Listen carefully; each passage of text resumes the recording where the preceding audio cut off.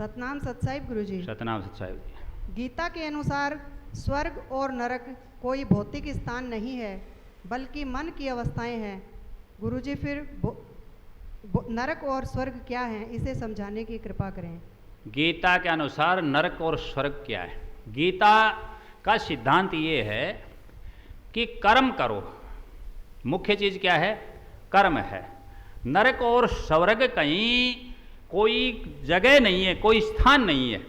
आपका जो प्रश्न का भाव है वह ये दर्शाता है कि उसके अंदर भौतिक स्थान नहीं है।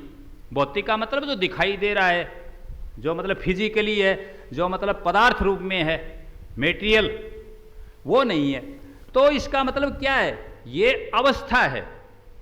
गीता के अनुसार स्वर्ग और नरक क्या है? हमारी अवस्था है उस साधक की जो अच्छे कर्म करता है, अच्छे कर्म का अच्छा फल प्राप्त करता है, स्वर्ग है। जो बुरा कर्म करता है उसका बुरा फल प्राप्त कर रहा है, वह क्या है? नरक है। कई बार आपने सुना होगा इसे कहते हुए विद्वान लोगों को कि स्वर्ग और नरक यही हैं कि नहीं? ऐसा सुना होगा ना।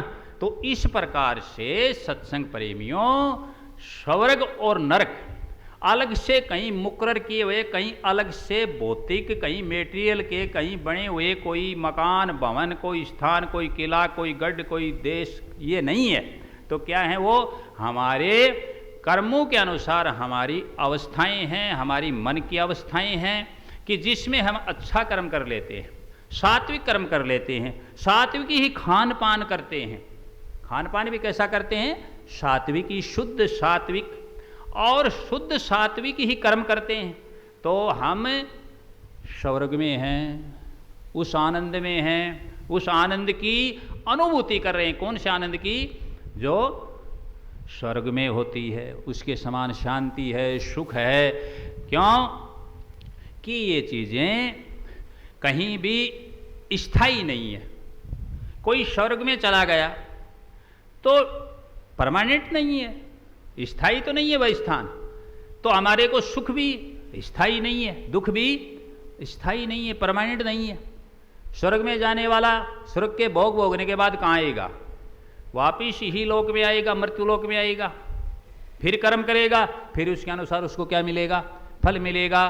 तो गीता जी कहती है कि ये स्वर्ग और नरक ये कहीं भौतिक स्थान नहीं है, ये हमारे मन की अवस्थाएं हैं, ये हमारे कर्मों का अनुसार फल है और इनके अनुसार हम फल प्राप्त कर रहे हैं। जैसा अपना अपना मान लें कि मुझे किस प्रकार की प्राप्ति हो रही है, तो मैं स्वर्ग में हूँ या नरक में हूँ।